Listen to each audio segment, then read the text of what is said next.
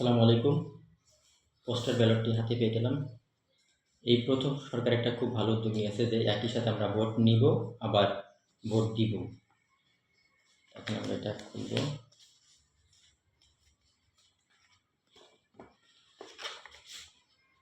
এটার মধ্যে দুইটা খাম, হলুদ রঙের ফেরত খাম, সাদা রঙের ব্যালট খাম।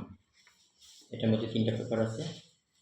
একটা হচ্ছে গণভোটের, এটাতে হ্যাঁ না আছে, আপনারা দেখে যেটা টেক্সটে দিতে পারেন।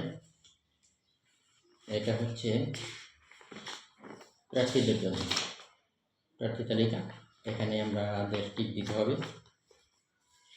এটা ঘোষণাপত্র, ঘোষণাপত্রে একটা নাম্বার, উপরে একটা নাম্বার আছে, ব্যালট পেপার উপরে একটা নাম্বার আছে। নাম্বারটা আবার ঘোষণাপত্র লিখতে হবে, লিখে স্বাক্ষর, নাম এবং এনইডির নাম্বারটা লিখতে হবে। লিখে এই দুইটা সাদা খামের মধ্যে সাথে এটা আটা লাগিয়ে দিবেন।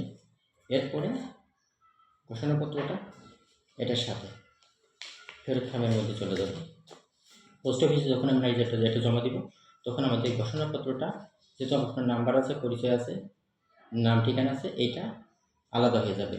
ব্যালট বক্সে শুধুমাত্র ব্যালট পেপার যাবে। অতএব এখানে